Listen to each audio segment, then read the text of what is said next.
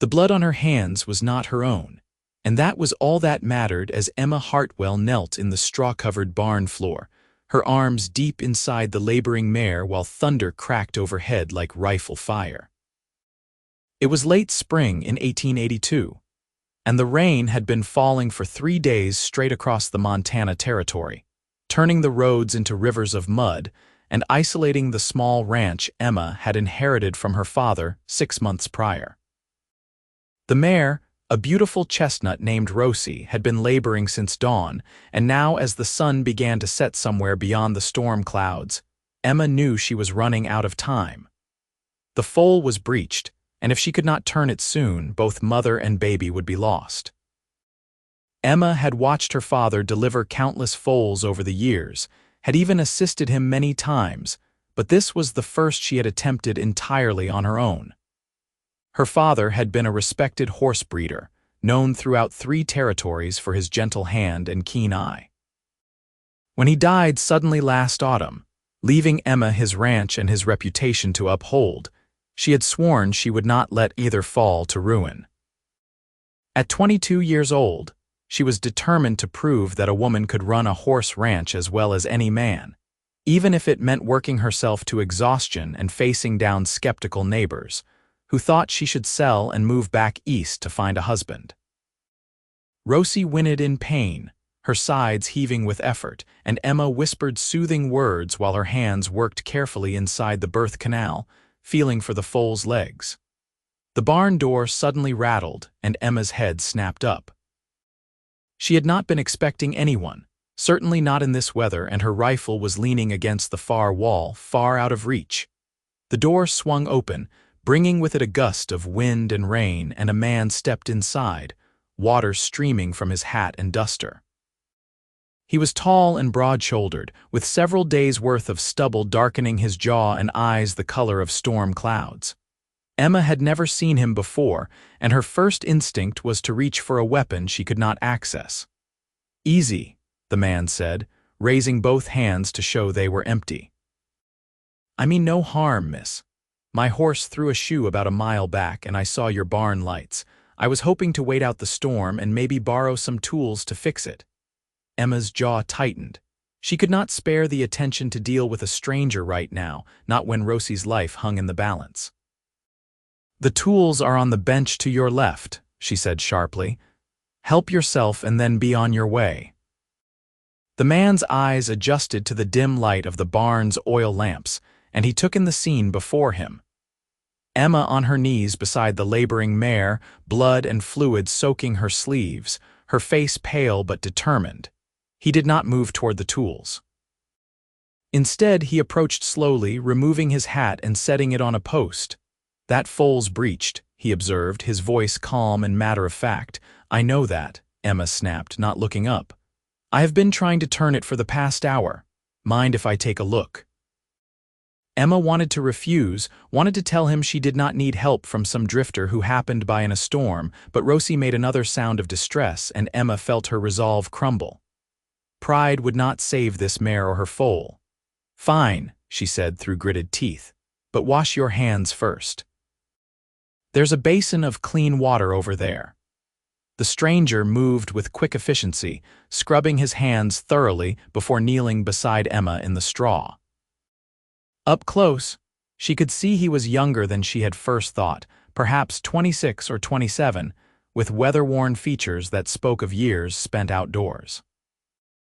His hands, when he extended them, were large and calloused, but moved with surprising gentleness as he ran them over Rosie's distended belly. "Name's Brennan," he said as he worked. "I have been training horses down in Wyoming for the past 5 years, helped deliver my share of foals." Despite herself, Emma felt a flicker of relief. "Emma Hartwell, this is my ranch," Cole nodded, not wasting time on pleasantries. "I am going to need you to hold her head, talk to her, keep her calm. I think I can turn this foal, but it is going to hurt and she is going to panic."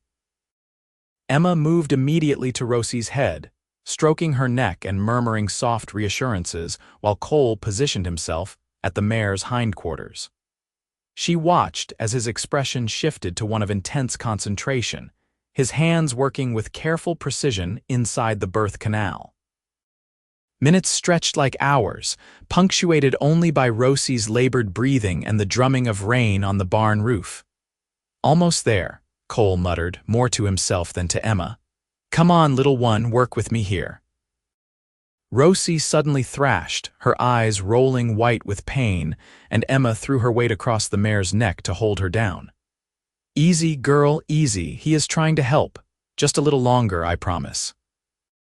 And then Cole was pulling back, his arms coated to the elbows in blood and fluid, and Emma saw the unmistakable shape of two tiny hooves emerging in the correct position. Her heart leaped with hope as Cole guided the foal's legs, then its nose, then its entire head into the world.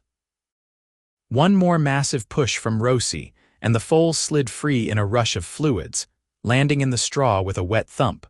For one terrible moment, the foal did not move, and Emma's hope turned to ash in her mouth. Then Cole was rubbing the small body vigorously with handfuls of straw, clearing its nose and mouth, and the foal gave a small, snorting cough and drew its first breath. Emma's eyes filled with tears of relief as she watched the tiny creature struggle to lift its head, ears still plastered flat against its skull. Cole sat back on his heels, breathing hard, a smile breaking across his previously serious face. "Well, would you look at that? A filly. Pretty little thing, too." Emma could not speak past the lump in her throat. She watched as Rosie, exhausted but alert, turned her head to sniff her newborn daughter. The maternal bond was immediate and fierce, and Emma felt her own heart swell with an emotion she could not quite name. Cole stood and walked to a stack of clean towels Emma kept near the barn entrance for just such occasions. He grabbed several and returned, beginning to wipe down the foal while Rosie watched with suspicious but tolerant eyes. Emma joined him, her hands shaking slightly with the aftermath of adrenaline, and together they worked to clean and dry the filly. It was only when the foal was mostly dry and beginning to make her first wobbly attempts to stand that Cole paused and looked at Emma directly. In the golden lamplight, with straw in her hair and blood on her arms and wonder shining in her eyes, she was the most beautiful thing he had ever seen. The realization hit him with the force of a physical blow. He had been drifting for 5 years, ever since his family's ranch in Texas was destroyed by a combination of drought and cattle rustlers. He had told himself he preferred the freedom of moving from place to place, selling his skills to whoever needed them, answering to no one. But watching Emma with this mare and foal, seeing the way she poured her whole heart into saving them, he suddenly understood what he had been missing. This was what a home looked like. This was what purpose felt like. Emma accepted a towel from Cole's outstretched hand, wiping her forearms clean, and when she looked up at him, her expression was open and grateful in a way he suspected it rarely was. "I cannot thank you enough," she said softly. "Without your help, I would have lost them both." Cole should have made some polite response, should have deflected the gratitude, should have said it was nothing. Instead, he heard himself say, "Marry me." The words hung in the air between them, absurd and impossible and completely sincere. Emma's eyes widened in shock, and for a long moment she simply stared at him as if he had spoken in a foreign language. "What did you just say?" Cole's heart was pounding, but he did not take the words back. "I said marry me. I know it sounds crazy, I know we just met. But I have been looking for something my whole life, and I did not know what it was until I walked through that door tonight. It is this. You. A place to belong and work that matters and someone to build something with." Emma's first instinct was to laugh, because surely this man must be joking or addled by exhaustion. But when she looked into his eyes, she saw only earnest sincerity, and the laugh died in her throat. "You are right," she said slowly. "It does sound crazy. You do not know anything about me. I know you are brave enough to run this ranch alone. I know you care more about these animals than you do about your own safety or pride. I know you did not hesitate to accept help when it was needed, and that takes strength. I know I have never met anyone like you." Cole ran a hand through his wet hair, suddenly looking uncertain. I am not asking you to answer right now, I am just asking you to think about it. Emma opened her mouth to respond, to tell him that thinking about it would not change the fact that his proposal was absurd. But before she could speak, the foal finally found her footing and stood on shaky legs, immediately seeking her mother's milk. Both Emma and Cole turned to watch, their argument momentarily forgotten in the face of this small miracle. She is perfect, Emma whispered. She is, Cole agreed. You should be proud. Not many people could have held it together the way you did tonight. Emma felt heat rise to her cheeks at the compliment. She was not accustomed to praise, especially not from men. Most of her neighbors thought she was stubborn and foolish for trying to run the ranch alone. I only did what my father taught me. Then he taught you well. They stood in comfortable silence for a while, watching Rosie nuzzle her filly while the rain continued to fall outside. Emma's mind was racing. Cole's proposal had been shocking, yes, but it had also touched something deep inside her that she had been trying to ignore for months. The loneliness. The exhaustion of trying to do everything herself. The fear that she might fail and lose the only legacy her father had left her, but marriage to a stranger. That was madness. She had turned down 3 proposals from local men she had known her entire life, men who could offer her security and status. Why would she even consider binding her life to a drifter who had blown in with the storm?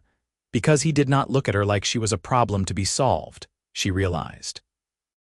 Because he had not tried to take over or push her aside. Because when he had asked her to marry him, it had not been out of pity or obligation, but because he believed they could build something together as equals. You can sleep in the barn tonight, Emma said finally, breaking the silence. The storm is too bad to travel and you will need light to shoe your horse anyway. There is a bunkhouse, but it has not been used since my father's hands left. The barn will be warmer. Cole nodded, accepting the change of subject gracefully. I appreciate that, Miss Hartwell. Emma, she corrected. If we are going to be sharing a barn, you might as well use my given name. A smile tugged at the corner of Cole's mouth. Emma then, and you should call me Cole. Emma gathered the soiled towels and moved to carry them out of the barn to be washed, but exhaustion made her steps unsteady. She had been awake for nearly 24 hours, and the strain was finally catching up with her. Cole took the towels from her arms before she could protest. Where do these go? There is a wash house just behind the barn, but they can wait until morning. Then you should get some rest. I will stay with Rosie and the filly tonight, make sure there are no complications. Emma wanted to argue that it was her ranch and her responsibility, but her body betrayed her with a jaw-cracking yawn. Wake me if anything changes, she said finally. I will. Emma walked to the barn door, then paused and looked back. Cole had already settled himself on a hay bale near Rosie's stall, his long legs stretched out before him, looking for all the world like he belonged there. Cole, he looked up. Yeah, thank you for everything. His smile was warm and genuine. Anytime, Emma. She walked through the rain to the small ranch house her father had built 30 years ago, her mind too full of thoughts to sort through them all. She stripped off her soiled clothes, washed quickly in cold water from the basin, and fell into bed without even braiding her hair. Sleep claimed her immediately, and she dreamed of storm-gray eyes and strong, gentle hands, and a voice asking her to take a chance on something impossible. When Emma woke the next morning, the rain had finally stopped and weak sunlight was filtering through her bedroom window. For a moment, she thought the events of the previous night had been a dream, but then she saw her soiled clothes piled by the door and knew it had all been real. Cole Brennan was real. His absurd proposal was real. She dressed quickly in a simple work dress and boots, braiding her long dark hair away from her face, and headed out to the barn. She half expected to find Cole gone, having ridden off in the night now that the storm had passed, and was surprised by how disappointed that thought made her feel. But when she pushed open the barn door, she found him exactly where she had left him, though he had clearly not spent the entire night idle. The barn had been swept clean, fresh water and hay had been provided to all the horses, and Cole himself was in Rosie's stall, checking over the filly with a practiced eye. "Good morning," Emma said, announcing her presence. Cole looked up and smiled, and Emma was struck again by how that simple expression transformed his face. "Morning. I hope you do not mind that I took the liberty of feeding everyone. Your other horses were getting restless." "I do not mind at all." Emma approached the stall and peered over the door. "How are they doing?" "Perfect. The filly's been nursing well and Rosie's showing no signs of fever or distress. You have got yourself a fine horse there." Emma felt a surge of pride and relief. "What will you do now? Shoe your horse and move on?" Cole straightened and brushed straw from his pants. "That depends on whether you have given any thought to what I said last night." Emma's heart began to beat faster. In the light of day, she had expected him to take back his proposal, to laugh it off as exhaustion or temporary madness. The fact that he was standing there looking at her with complete seriousness made her mouth go dry. "Cole, you cannot possibly have meant that. We are strangers." "We are strangers right now," Cole agreed, "but we do not have to stay that way. Let me stay on for a while. Let me work for you, help you run this ranch. No promises, no obligations. Just give us both time to figure out if there might be something worth building here." It was a reasonable suggestion, Emma had to admit. She desperately needed help around the ranch, and Cole clearly knew his way around horses. And if she was being honest with herself, she wanted him to stay. Something had sparked between them in the intensity of the previous night, something she wanted to explore even if it terrified her. "I cannot pay you much," she said slowly. "Money has been tight since my father died." Hope flared in Cole's eyes. "I do not need much, room and board and enough to buy tobacco now and then, that would be plenty.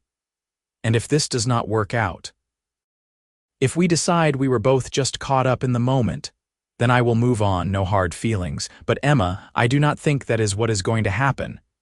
Emma took a deep breath. This was foolish. This was impulsive. This was completely unlike her usual careful, measured approach to life. And yet she heard herself saying, "All right, you can stay, we will see how it goes." The smile that broke across Cole's face was like sunrise, warm and brilliant and full of promise.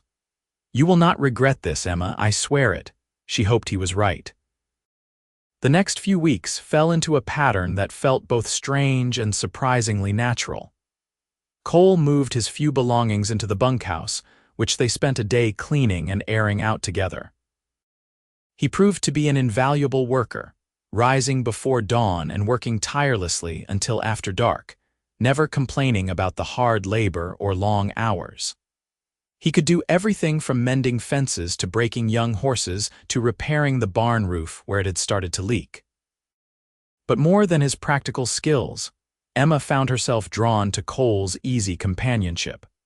They fell into the habit of eating their meals together, first in awkward silence, and then with increasingly comfortable conversation. Cole told her about his childhood in Texas, about losing his family's ranch, and the years he had spent drifting. Emma found herself opening up in return, sharing memories of her father and the pain of losing him, the challenges of trying to prove herself in a world that did not think women belonged in ranching. "They are wrong, you know," Cole said one evening as they sat on the porch after dinner, watching the sun set over the Montana hills. "About women not being able to run ranches. You are doing a fine job." "With your help," Emma pointed out. "A ranch this size needs at least 2 people to run it properly. There is no shame in that. The shame is on all those neighbors of yours who would rather see you fail than offer assistance." Emma had to admit he had a point. In the weeks since Cole had arrived, not a single neighbor had stopped by to check on her or offer help. Part of that was likely because word had spread that she had a man working for her now, and that made her less of a curiosity. But part of it, she knew, was simply that they were waiting for her to fail so they could buy her land cheap. "I will not fail," she said quietly, more to herself than to Cole. "I cannot. This ranch is all I have left of my father." "You will not fail," Cole agreed. "We will make sure of it." The casual way he said "we" made Emma's heart skip. Somewhere over the past few weeks, Cole had stopped being a stranger or even just a hired hand. He had become a partner, someone she relied on and trusted. Someone whose presence she looked forward to each morning, and whose absence she felt keenly on the rare occasions when he rode into town for supplies. It was terrifying and exhilarating in equal measure. One afternoon, about a month after Cole's arrival, a group of riders approached the ranch. Emma recognized them immediately: Tom Kershaw and his two sons, who owned the largest spread in the area. Kershaw had made several offers to buy Emma's land over the past few months, each one lower than the last, clearly banking on her desperation. "Let me do the talking," Cole said quietly, moving to stand beside Emma as the riders approached. "This is my ranch," Emma replied, her chin lifting stubbornly. "I know. But I have dealt with men like Kershaw before. Sometimes it helps to have backup." Emma wanted to argue, but she could see the wisdom in his words. She nodded curtly, and together they waited as Kershaw dismounted. "Miss Hartwell," Kershaw said, tipping his hat with exaggerated courtesy. "I heard you had taken on a hired man. Thought I would come see for myself." "Brennan," Cole said, extending his hand. Kershaw shook it, his grip intentionally crushing, but Cole did not flinch. "I have been helping Miss Hartwell with her operation." "That's so." Kershaw's eyes were calculating as he looked between them. "Must be costing you a pretty penny, Miss Hartwell. I know money has been tight since your father passed." "My finances are my own concern, Mr. Kershaw. Of course, of course. I just wanted to check in, see if you had given any more thought to my offer." "I could go as high as $2,000 for the whole property." Emma felt anger flash through her. The ranch was worth at least $10,000, and Kershaw knew it. "As I have told you before, this ranch is not for sale." Kershaw's friendly facade slipped slightly. "Now, Miss Hartwell, you need to be reasonable. A woman cannot run a place like this alone, and you cannot afford to keep a hired man on for long. Better to sell now while you still have something worth selling." "Mr. Kershaw," Cole interjected, his voice deceptively mild, "Miss Hartwell has told you the ranch is not for sale. I think it is time for you to respect that and move on." Kershaw's face darkened. "I was not talking to you, Drifter. This is between me and the lady." "The lady and I are partners in this operation," Cole said, the mildness dropping from his voice. "So if you have business with her, you have business with me, and I am telling you we are not interested in selling, now or ever." For a tense moment, Emma thought Kershaw might do something foolish. His sons had moved their hands closer to their gun belts, and she could feel violence crackling in the air like lightning before a storm. But then Kershaw forced a smile and remounted his horse. "You are making a mistake, Miss Hartwell. This ranch will break you, and when it does, my offer will be a lot lower." "Then I suppose I had better make sure it does not break me," Emma replied coolly. Kershaw and his sons rode off, leaving a cloud of dust in their wake. Emma did not realize she was shaking until Cole gently touched her arm. "You all right?" "I despise that man," Emma said through clenched teeth. "He has been circling like a vulture ever since my father died, waiting for me to fail. He is going to be waiting a long time." Cole's hand was still on her arm, warm and steadying. "Emma, there is something you should know. When I went into town for supplies last week, I heard some talk. Kershaw has been buying up all the small ranches in this area, usually by waiting until they are in financial trouble and then making lowball offers. If they refuse, things tend to happen. Fences get cut, cattle go missing, barns catch fire." Emma felt her blood run cold. "You think he would do something like that to me? I think we should be prepared for the possibility." That night, Emma could not sleep. She lay in her bed staring at the ceiling, her father's old rifle propped against the wall within easy reach. She kept thinking about what Cole had said about Kershaw and his tactics. If he was willing to sabotage other ranches, why would hers be any different? Around midnight, she heard a sound outside that made her blood freeze. Horses. Multiple horses, moving quietly as if trying not to be heard. Emma grabbed her rifle and crept to the window, peering out into the moonlit yard. 4 figures were approaching the barn, and even in the darkness she could see they were carrying something. Torches. Emma did not stop to think. She threw on her boots and ran outside, levering around into the rifle as she went. "Get away from my barn," she shouted. The figures froze, then scattered, running for their horses. Emma fired a shot over their heads, the crack of the rifle splitting the night. She heard cursing and the thunder of hoofbeats as they rode off into the darkness. Cole came running from the bunkhouse, his own rifle in hand and his hair disheveled from sleep. "Emma, are you hurt?" "I am fine. They were going to burn the barn." Her voice was shaking now, the reality of what had almost happened sinking in. If I had not heard them, Rosie and the foal and all the other horses would have died. Cole pulled her into his arms without thinking, and for once Emma did not have the strength to maintain her independence. She leaned into him, letting his warmth and solidity steady her. "We need to report this to the sheriff," Cole said quietly. "The sheriff is Kershaw's brother-in-law," Emma replied bitterly. "He will not do anything." Cole's arms tightened around her. "Then we handle it ourselves.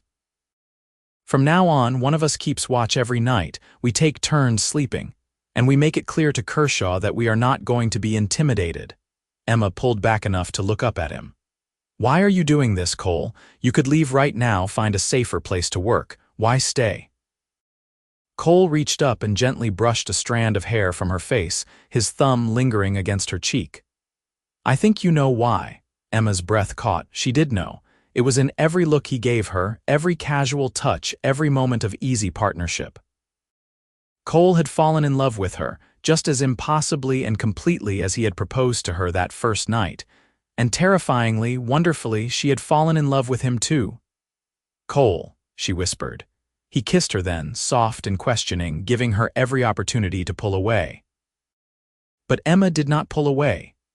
She rose on her toes and kissed him back, pouring into it all the fear and relief and love she had been holding inside.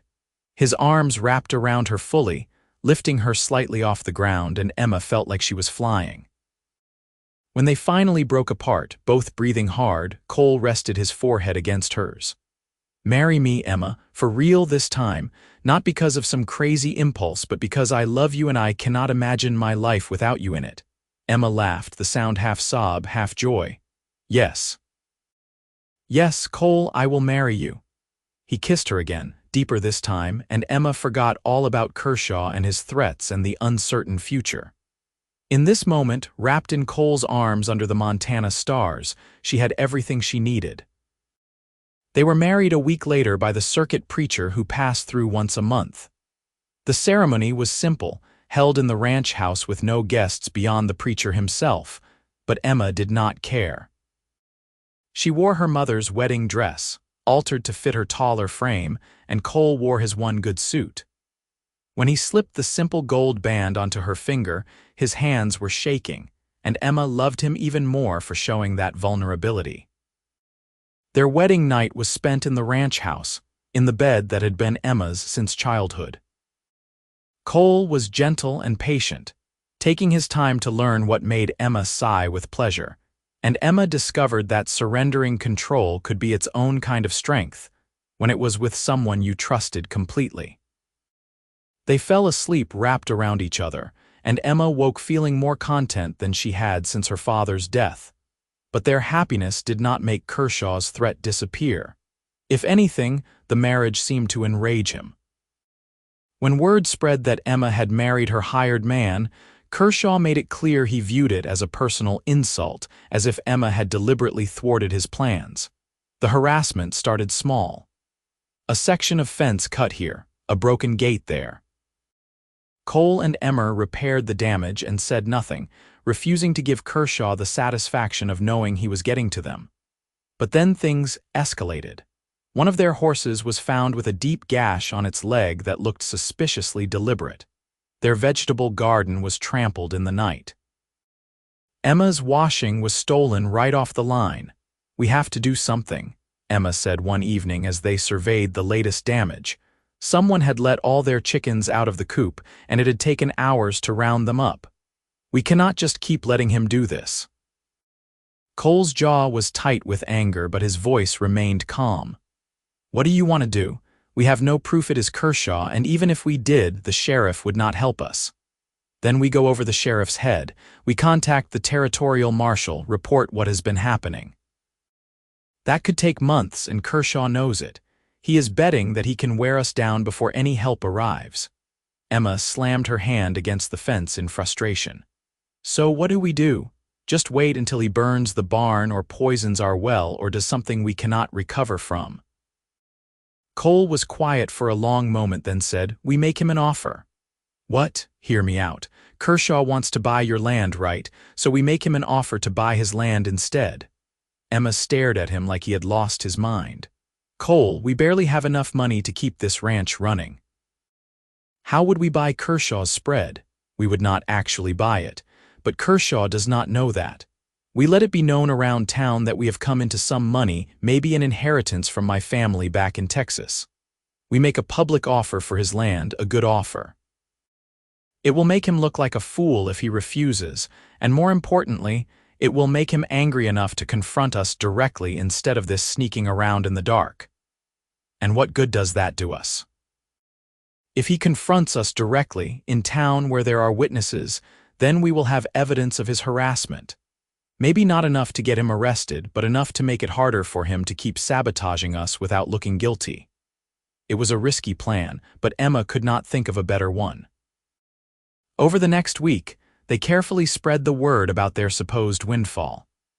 Cole made sure to mention it at the general store, at the saloon, anywhere that gossip spread quickly. Emma wore her mother's pearl necklace, one of the few valuable things she owned, when she went to town, giving the impression of newfound wealth. The reaction was immediate.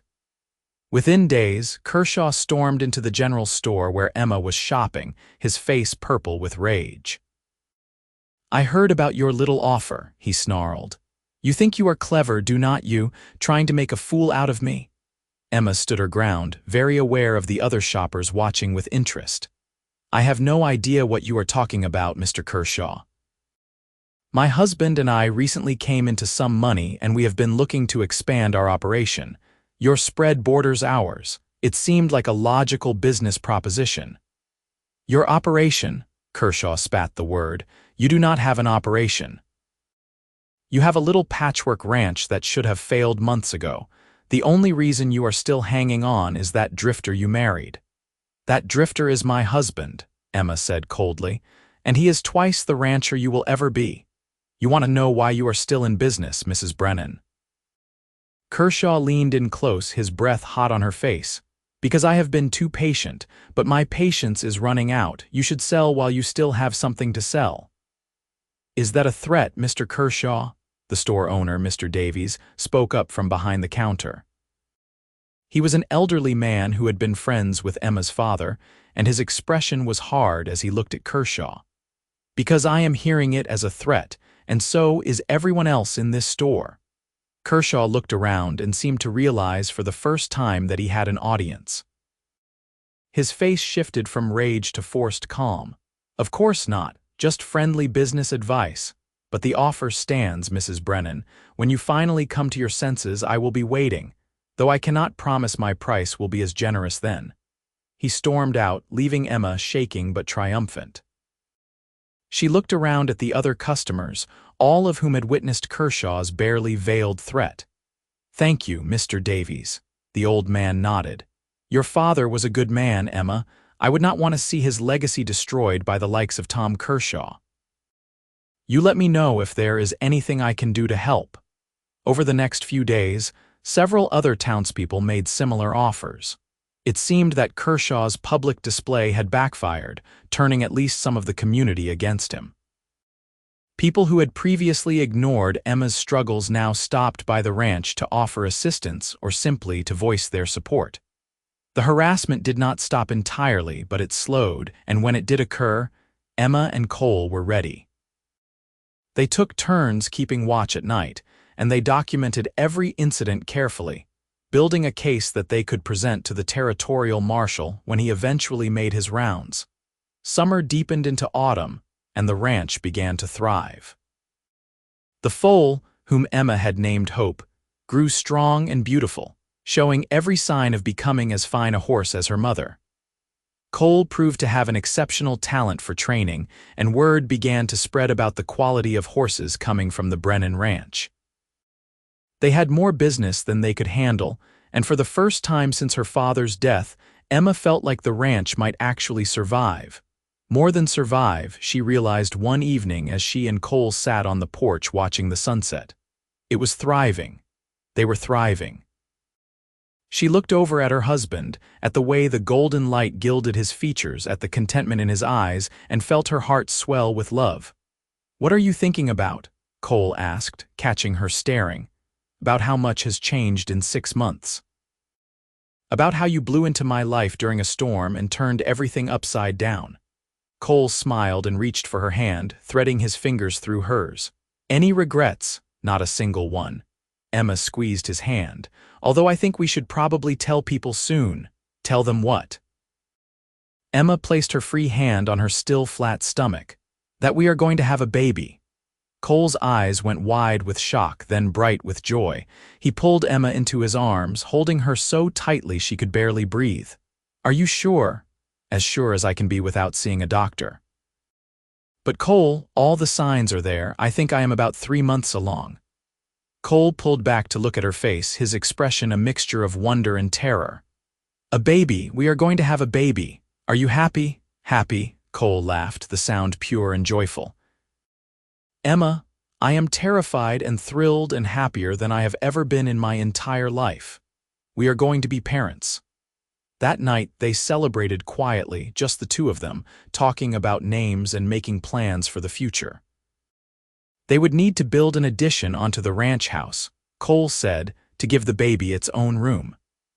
Emma wanted to start teaching their child about horses as soon as they were old enough, passing on the knowledge her father had given her. They talked until the early hours of the morning, painting pictures of a future that seemed brighter than anything Emma had dared to imagine 6 months ago.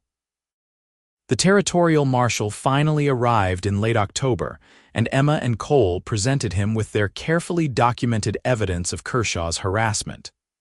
The marshal, a stern man named Clayton, listened carefully and took detailed notes.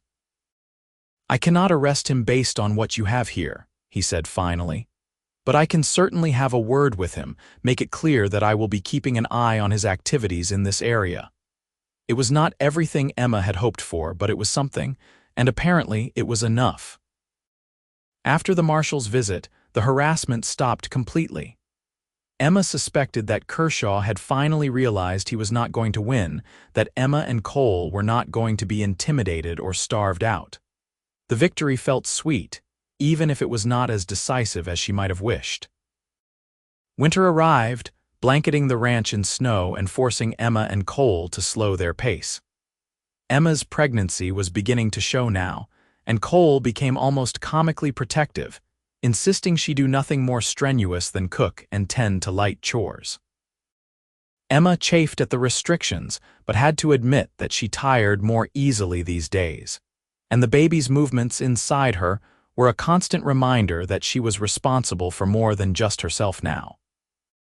On Christmas Eve, Cole surprised her with a gift, a beautifully carved wooden cradle that he had been working on in secret for weeks.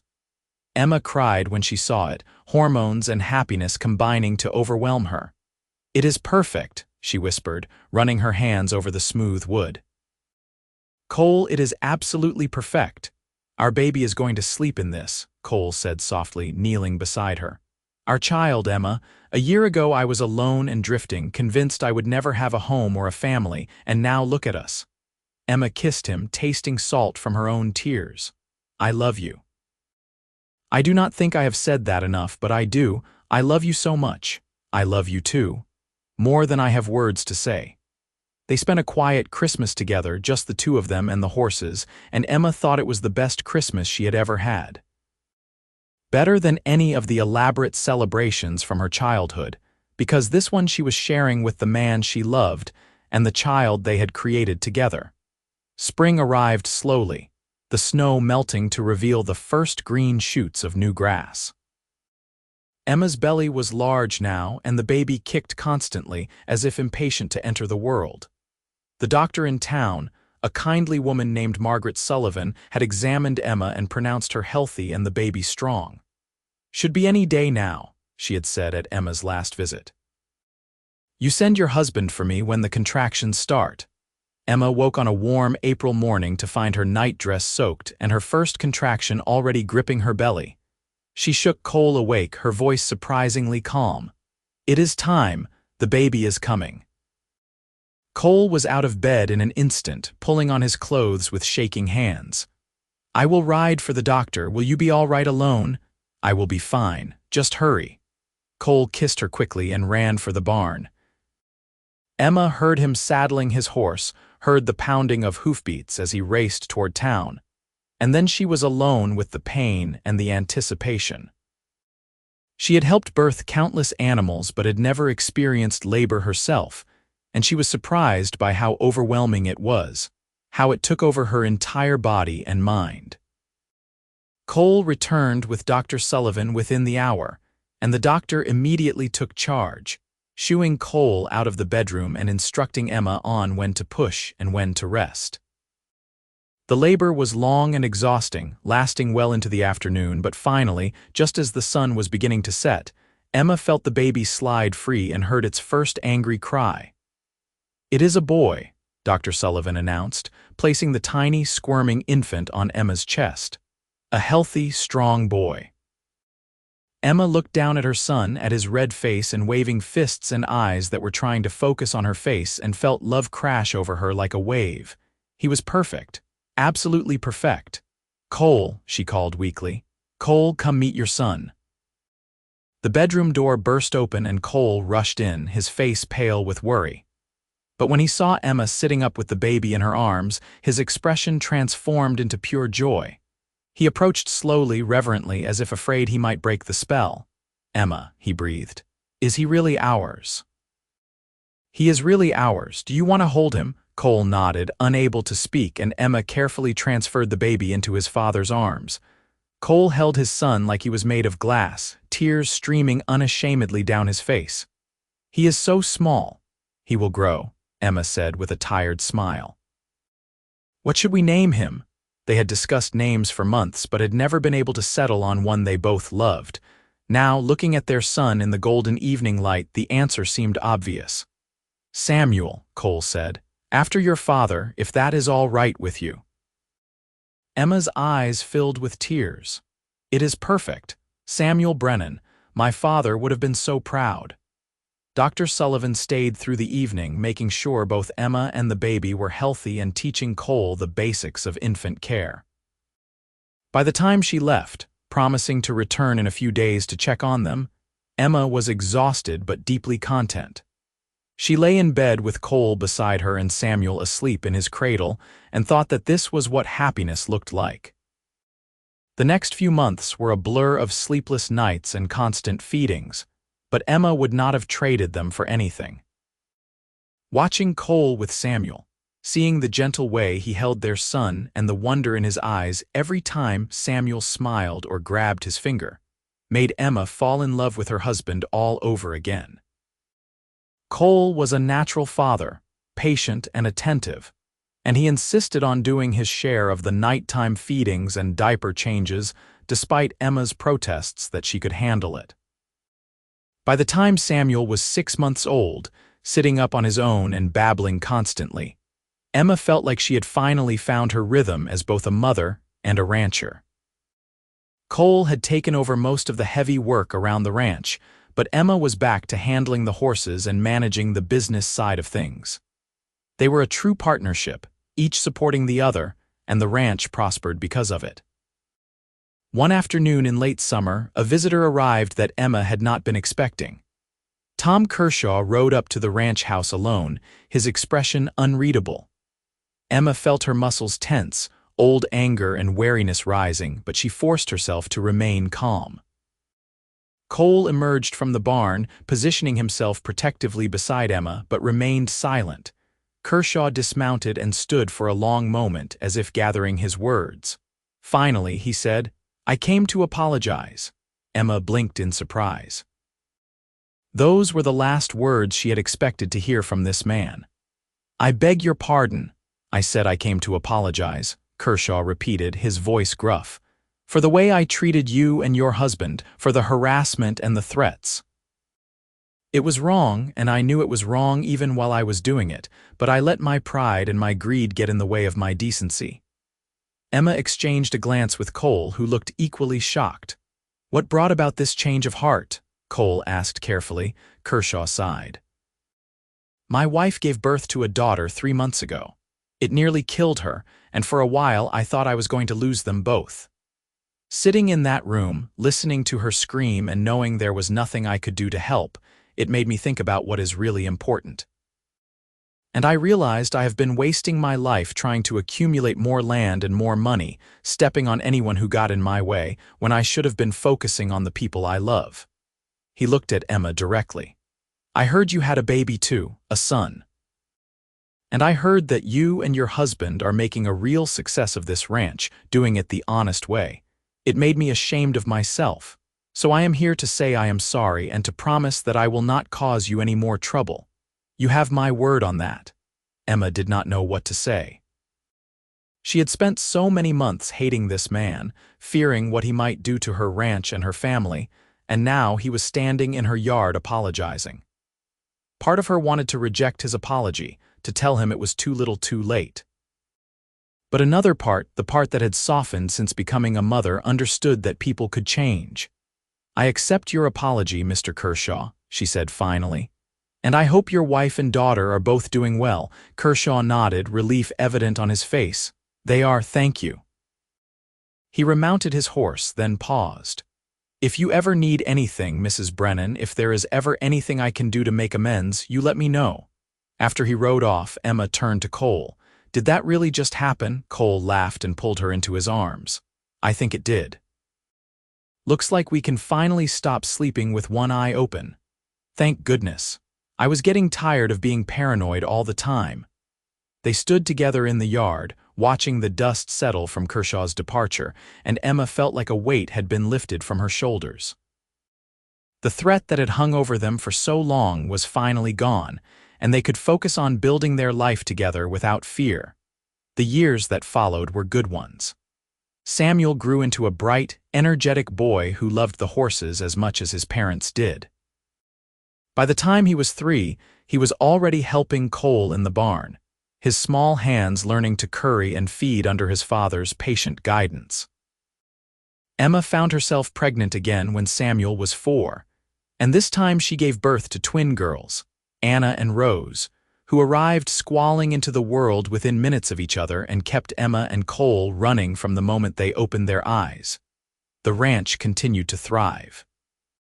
Word of the quality of Brennan horses spread throughout Montana and into the neighboring territories, and they had more business than they could handle.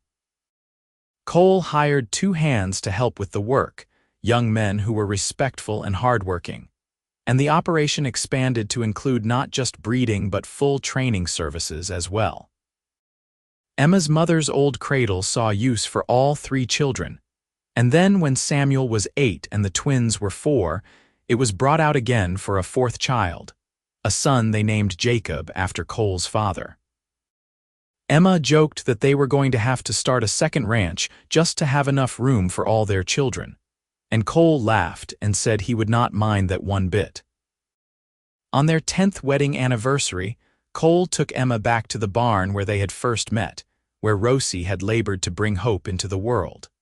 Hope was a full-grown mare now with foals of her own, but she still remembered Emma and nuzzled her hand looking for treats. "Do you ever think about that night?" Cole asked, leaning against the stall door with Emma tucked under his arm. "About how crazy it was that I asked you to marry me." "I think about it all the time," Emma admitted. "I think about how close I came to saying no to sending you away.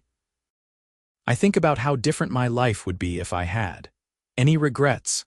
Emma turned in his arms and kissed him, pouring a decade of love and partnership and joy into it. "Not a single one. You gave me everything I never knew I wanted, Cole Brennan, a partner, a family, a life full of love. How could I possibly regret that? I love you, Emma." Just as much now as I did that first night, maybe even more. I love you too. Always." They stood in the barn surrounded by the soft sounds of horses and the sweet smell of hay, and Emma thought about how much could change in 10 years. She had gone from a lonely woman struggling to save her father's legacy to a wife and mother running a successful ranch with the man she loved. She had gone from isolation to community, from fear to confidence, from surviving to truly living. And it had all started on a stormy night when a drifter walked into her barn and watched her fight to save a mare and her foal. When he had handed her a towel and said those two impossible words, "Marry me." The children grew, and the ranch prospered, and Emma and Cole grew old together, their love deepening with each passing year. Samuel took over the ranch when Cole's back finally gave out in his 60s, running it with the same dedication and skill his parents had shown. The twins married local men and started ranches of their own nearby, and Jacob became a veterinarian, putting his childhood love of animals to professional use. Emma and Cole spent their final years on the porch of the ranch house they had built together, watching their grandchildren play in the yard and their great-grandchildren learn to ride. They held hands and told stories about the old days, about storms and foals, and a proposal that everyone had thought was crazy, but that had turned out to be the sanest decision either of them had ever made. When Cole died peacefully in his sleep at the age of 78, Emma mourned him deeply, but without regret. They had been given 56 years together, 56 years of partnership and love and building something that would outlast them both. She joined him 2 years later, slipping away quietly surrounded by her children and grandchildren, and her last thought was of a storm-gray gaze and a voice asking her to take a chance on something impossible. They were buried side by side on a hill overlooking the ranch with a simple stone that read, "Emma and Cole Brennan. Partners in life, partners in love." Below that, their children had added one more line. It started with a foal and a towel and 2 words that changed everything. The ranch continued on, passed down through generations, and the story of its founding became family legend. Children grew up hearing about the night their great-great-grandfather had delivered a foal in a storm and then proposed to a woman he had just met. About how their great-great-grandmother had been brave enough to say yes, to take a chance on a stranger who had turned out to be her perfect match. And in the barn, now over 100 years old but still standing strong, there hung a faded towel in a frame with a plaque that read, "With this towel, Cole Brennan proposed to Emma Hartwell. She said yes, and a dynasty was born." It was a reminder that sometimes the most important moments in life come when you least expect them. That love can strike like lightning on a stormy night. That saying yes to the impossible can lead to everything you never knew you wanted. And that sometimes, all it takes to change your entire life is a foal, a towel, and the courage to believe in something that does not make any logical sense, but feels absolutely right in your heart.